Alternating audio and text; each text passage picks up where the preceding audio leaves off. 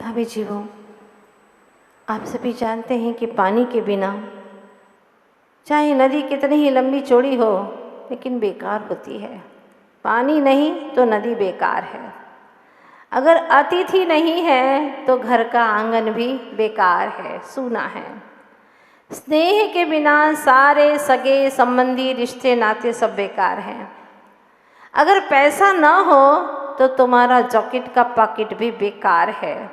और सच तो यह है महत्वपूर्ण, जिसे हमें समझना है, सद्गुरु ना हो हमारे जीवन में तो हमारा सारा जीवन ही बेकार है।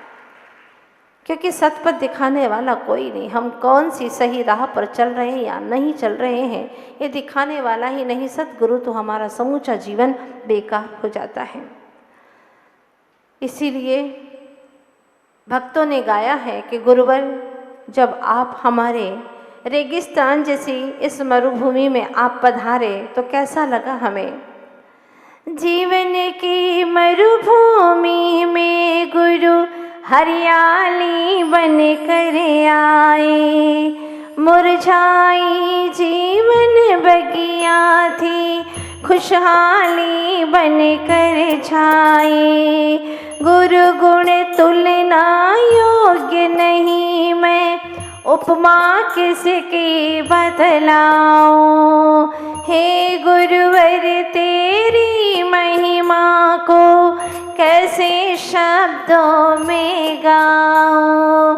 हे गुरुवर तेरी महिमा को कैसे शब्दों में गाऊं। हे गुरुवर, जैसे जैसे मैं शब्द का जोड़ बना करके लिखना प्रारंभ करती हूँ और आप आगे आगे बढ़ते चले जाते हैं, आपके गुणों में वृद्धि ही वृद्धि होती चली जाती है। लिखूं तो कैसे लिखूं, छूं तो कैसे छूं आपके कदम को, क्योंकि आप तो निरंतर अविरल धावमान है, गतिमान है, प्रवाहमान है अपने गंतव्य की ओर। हे गुरुवर, कैसे आपकी महिमा को लिखूं। तो आचार्य देव कहते हैं कि कोई बात नहीं, नहीं लिख सकती हो, कोई बात नहीं, तुम अपने जीवन में इतना सा काम कर लो। कैसी उलझन भरी बातें हैं ये। गुरु के गुणों के प्रति अनुराग तो हो पर मोह नहीं, तो अनुराग और मोह में क्या अंतर है। अनुराग हमें प्रशस्त पथ की ओर ले जाता है और मोह वो हमें रोक देता है, वहीं पर स्थिर कर देता है, वो आगे बढ़ने नहीं देता। जिस तरह से उदाहरण के तौर पर एक चींटी है, वो मीठी मीठी चाशनी से मोह करती है, प्रेम नहीं करती, अनुराग नहीं करती, मोह करती है। एक मक्खी चाशनी से मोह करती है तो क्या होता है, वो उसी में फंस करके रह जाती है, उड़ भी नहीं पाती। और वह चींटी उसी में अपने पैरों को इतना रंजायमान कर देती है, इतना मोहित कर देती है कि फिर वह आगे चल ही नहीं पाती। तो मिठास की, उस चाशनी के मिठास के वशीभूत हुई चींटी या की मक्खी मोहित हो जाती है और वह मोह करके उसी में फंस करके मर जाती है। किंतु दूसरी तरफ देखिएगा, एक भंवरा है, वह फूल का रस पीता है, उससे अनुराग करता है, प्रेम करता है और रस पी करके वह उड़ जाता है। फूल से उसको प्रेम है, अनुराग है। बस आप भी इतना ही करिए, गुरु के गुणों के प्रति, प्रभु के गुणों के प्रति अनुराग से भर जाइए। और जब अनुराग होगा ना, तो फिर आप अपने आत्मोत्थान का लक्ष्य बना करके अपने गंतव्य तक पहुंच ही जाएंगे। इसके लिए आपको और कुछ करने की ज़रूरत ही नहीं है। एक बार बस गुरु के चरणों में आने की ज़रूरत है, उनके गुणों के प्रति अनुराग करने की ज़रूरत है। फिर तो आप खोजते चले जाएंगे, खोजते चले जाएंगे और प्रवेश करते चले जाएंगे उनके गुणों के, और गहराई में डूबते चले जाएंगे। तो आपको कल नहीं परसों जो विषय चला था कि आखिर वह अक्की वाट है क्या, क्या हुआ था उस अक्की वाट में जो आज इतना पॉपुलर है, इतना वह प्रसिद्ध है, जहाँ पर दंपति श्रीमती माँ और मल्लप्पा जी ये भी जाने के लिए तत्पर हो गए और अपने पुत्र के लिए, अपनी संतान के लिए शुभ कामना पाने के लिए चले गए। आखिर क्या है वह स्थान। कहते हैं यह 500 वर्ष पूर्व चिन्मय चेता, मोह चेता, काम विचेता भट्टारक मुनिवर महान साधक विद्यासागर जी नाम के साधक ने संलेखना पूर्वक सम्यक समाधि मरण किया था। हाँ, ये वही स्थान है। कहते हैं कि मुस्लिम शासक वहाँ पर जब शासन किया करते थे तब उन्होंने जैनों से कहा कि तुम कुछ चमत्कार दिखाओ, अगर तुमने कोई हमारे मन माफिक चमत्कार नहीं दिखाया तो तुम्हें हमारा धर्म स्वीकार करना होगा, तुम्हें हमारा धर्म स्वीकार करना होगा, या फिर कोई चमत्कार दिखाओ ऐसा जिससे हमारा मन संतुष्ट हो जाए, हम खुश हो जाए, ऐसा कोई चमत्कार दिखाओ। अब क्या करें, उन्हें तो कुछ समझ में नहीं आ रहा था, कहाँ जाए चमत्कार के लिए। आखिर किसी ने कहा कि यहाँ घबराओ मत, पास में ही अक्की वाट पर एक महान साधक रहते हैं। वही 500 550 वर्ष पहले की घटना है यहाँ। तो लोगों ने कहा कि घबराओ मत, पास में अक्की वाट में एक महान साधक रहते हैं, बड़े ही आत्म साधक हैं, अध्यात्म योगी हैं, और वह कुछ न कुछ अवश्य ही चमत्कार का रास्ता दिखाएंगे, तुम्हें धर्म परिवर्तन नहीं करना पड़ेगा। कुछ लोगों ने सुझाव दिया और वे पहुंच गए महाराज के पास। जा करके उन्होंने सारी अपनी जो परेशानियाँ थी वो सामने रख दी। मुनिराज ने कहा ओम शांति। क्या बोला? ओम शांति, ओम शांति। महाराज आप कुछ चमत्कार दिखाइए ना, बताइए ना। ओम शांति। महाराज कुछ तो कहिए। उन्होंने 6 महीने की अवधि दी है, इस 6 महीने की अवधि में हमें चमत्कार दिखाना होगा महाराज, आप कुछ करिए हमारे लिए। ओम शांति। और कुछ बोले ही नहीं महाराज। भाई ओम शांति से क्या होने वाला है, शांति शांति हो जाएगी और हमारी भी धर्म की हमेशा के लिए शांति हो जाएगी, करेंगे क्या। एक बार गए, फिर लोगों ने कहा वापिस जाइए उनके पास में। फिर गए, 3 बार गए, 4 बार गए, और चौथी बार तो उन्होंने कह दिया महाराज 6 महीने पूरे हो रहे हैं, कल का अंतिम दिन है, कुछ करिए। ओम शांति, ओम शांति, ओम शांति। ओम शांति का भी एक ऐसा ऊर्जा वलय था कि जब बोलते ओम शांति तो सच में चारों तरफ ओम की मानो ध्वनि गुंजायमान हो रही है, ऐसा महसूस होता। ऐसा लगता कि प्रकृति गाने लगी है, नाचने और झूमने लगी है।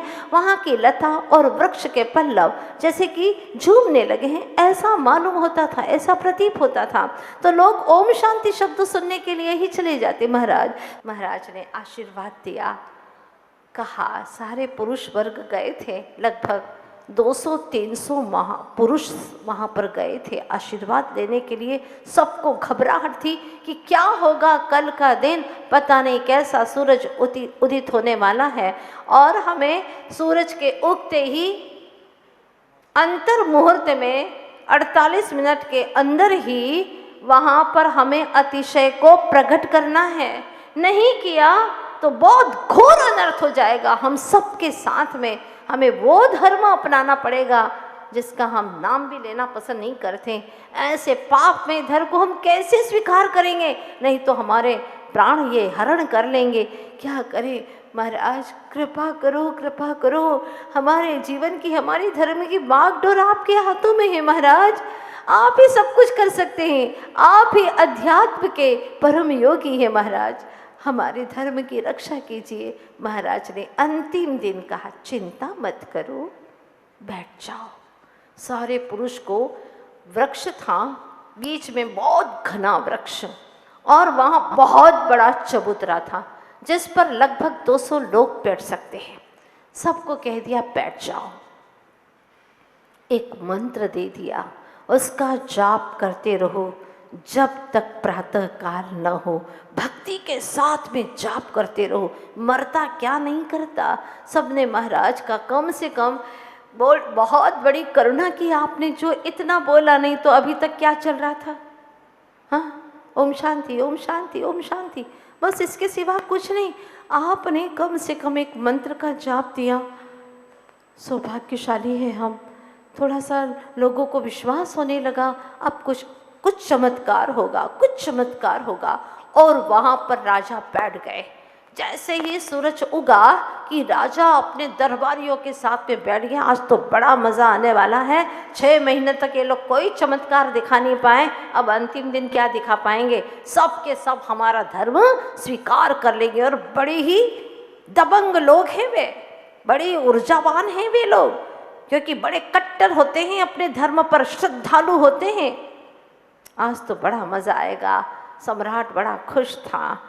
इतने में ही क्या हुआ देखिएगा, जैसे ही उजाला हुआ, महाराज ने सबसे कहा था, मेरा आदेश है सभी लोग, जब तक मैं न कहूँ तब तक कोई भी अपनी आंखें न खोले। सभी आंखें मूंद करके पूरी तरह से इस जाप का भक्ति के साथ में बिल्कुल स्मरण करते रहें, करते रहें, करते रहें, करते रहें। जब तक मैं न कहूँ तब तक कोई आंख न खोले, भक्ति के साथ में करते रहो। सब लोग करते रहे। मुनिराज बीच में विराजमान हो गए। और अब कहानी कहती है कि जैसे ही प्रातः काल हुआ, सूरज की एक किरण उदित हुई, हल्का सा उजाला हो गया है, पूरा का पूरा चबूतरा उठा और उठ करके आसमान की ओर गया और वह चबूतरा चलने लगा, चलने लगा, चलने लगा। जहां पर सम्राट बैठा हुआ था, बहुत बड़ा आंगन, और वहां सम्राट प्रतीक्षा कर रहा था, अब लोग आएंगे और हमारा धर्म स्वीकार करेंगे। इतने में ही दरबारियों ने कहा, सम्राट देखिए देखिए क्या सुबह है, इतना बड़ा पत्थर नीचे आ रहा है और बीच में एक वृक्ष भी है, देखिए देखिए सम्राट, देखिए इसे। सम्राट ने देखा, ऐसा अजूबा तो सम्राट ने पहली दफे देखा था। क्या अजूबा, इतना बड़ा पत्थर कैसे आ रहा है, समझ में नहीं आ रहा, और उड़ करके आ रहा है। उड़ते हुए आया और जहां आंगन था वहां आकर के धीरे से जम गया। जब ये दृश्य देखा, सम्राट तो खड़ा होकर के सीधा तेजी से चल करके उस चबूतरे के पास में आया। मुनिराज ध्यान में लीन थे। पहले उन्होंने प्रायश्चित की एक माला फेरी, प्रायश्चित लिया मन ही मन, क्योंकि उड़ते हुए आया, किसी जीवों को चोट पहुंची होगी, जहाँ पर रखा है वहाँ पर परिमार्जन नहीं कर दिया गया है, और यहाँ पूरा शिलातल, इतनी बड़ी शिला वहाँ पर रखी जा रही है, चबूतरा पूरा रखा जा रहा है। मुनिराज ने पहले मन ही मन पश्चाताप किया, प्रायश्चित किया, जीवों से अनंत अनंत भावों से अपनी क्षमा याचना की, और इसके उपरांत नयन खोले, सारे भक्तों को आदेश दिया, आंखें खोलो। और जब उन्होंने देखा, ओहो ये क्या करिश्मा, जय हो अहिंसामय जैन धर्म की, अहिंसा परमो धर्म की, सच्चे जैन धर्म की, ऐसे जय जयकार के नारे लगाए भक्तों ने।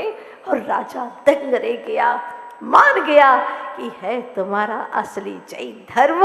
और गुरु के चरणों में सबसे पहले सम्राट ने अपना माथा टेक दिया, प्रणाम कर दिया और कहा कि मैं भी आपको प्रणाम करता हूँ, प्रणाम करता हूँ। मान गया। आज तक मैंने कई चमत्कार देखे, लेकिन इतना बड़ा चमत्कार मैंने कभी नहीं देखा। ये था अक्की वाट के गुरुवर ध्यान विद्यासागर जी महाराज भट्टारक मुनि का बहुत बड़ा चमत्कार, कि उन्होंने जैन धर्म को किस तरह से प्रभावना करके प्रचार प्रसार किया, और तब से जहाँ देखो वहाँ पर इस चमत्कार की चर्चाएं होने लगी। हवाओं की भांति ये चर्चाएं हर जगह फैलती गई। ये लगभग आज से 500 साढ़े 500 वर्ष की घटना है। अब आपको ज्ञात हो गया होगा ऐसे अक्की वाट में दंपति क्यों गए थे और आखिर क्या कारण था। वो चाहते थे कि हमारी जो पूर्व संतान थी उसका मरण हो गया है, एक ही संतान है बालक महावीर के रूप में। अब जो संतान हो, जिसका जन्म हो, वो सुखपूर्वक हो, इसलिए वह वहाँ पर गए थे। उन्होंने एक स्वर्ण का दीपक जलाने का संकल्प लिया था। और आपको ज्ञात है कि चाहे स्वर्ण का हो या माटी का दीपक हो, वो तो एक दिन बुझ ही जाता है, लेकिन उन्होंने सच में एक ऐसे दिए को जलाया जो दिया ही नहीं, उगता हुआ सूरज है। आज कईयों को रोशनी दे रहे हैं। धन्य हैं और उनकी रोशनी से रोशन हुए आज कई संत साधु उन्हीं के आशीर्वाद से जगह जगह पर जिन्हें धर्म का प्रचार प्रसार कर रहे हैं। अब देखते हैं क्या होता है। माँ ने पूछा था, श्रीमती ने पूछा था कि स्वामी आप जो संतान आएगी उसको मुनियारी का होने में पथ प्रदर्शक बनोगे? कहिए ना, कहीं मोही बन करके उसके मार्ग से उसको विचलित तो नहीं कर दोगे? तब उन्होंने कहा था जो नियति है उसको कोई रोक नहीं सकता, समय ही बताएगा कि क्या होने वाला है। और इसके बाद में सौदागर आया था और झूला भी ले लिया गया था। पूर्व में ही सारी तैयारियां हो चुकी थी। देश अभी जकड़ा है परतंत्रता की बेड़ियों में। देखते हैं वह देश की पुकार कोई सुनने वाला है या नहीं। और आवाज़ लगाई थी, आओ कोई तो आओ, सुनकर वेदना का स्वर अवतरित हुआ है, दया सिंधु करुणा का सागर। और माँ अब अधरों के स्पंदन से जब प्रसव की पीड़ा बढ़ती जा रही है, उन क्षणों में भी वह वैखरी से उपांशु, रूपांशु से मानस और मानस से सूक्ष्म जाप में लीन हो गई। तभी बाह्य चंद्रमा से बाल चंद्रमा का अंतर विवाद हो गया। दो चंद्रमा हैं, एक बाह्य चंद्रमा जो गगन का है, दूसरा बाल चंद्रमा जो कि गर्भ में है। एक गगन में है, दूसरा गर्भ में है। इन दोनों का अंतर विवाद हो गया। गगन चंद्र बोला, पहले मैं अमृत बांटूंगा। गगन चंद्र बोला, पहले मैं अमृत बांटूंगा, जन जन को तृप्त करूंगा। इतने में ही बोल पड़ा रहस्य में बैठा बाल शिशु चंद्र, तू जड़ अमृत बांटने की बात करता है? हाँ, तो जड़ अमृत बांटने की बात करता है जिसे कोई देख भी नहीं पाता है, जिसको कोई देख भी नहीं पाता है। देखा क्या कभी आपने शरद पूर्णिमा के दिन अमृत झरा हो, झरते हुए देखा क्या किसी ने? बोलो। तो जो गर्भ में बैठा, रहस्य में बैठा बाल शिशु चंद्र है, वो कहता है तो जड़ अमृत बांटने की बात करता है जिसे कोई देख भी नहीं पाता है और नहीं अनुभूत होता है वह।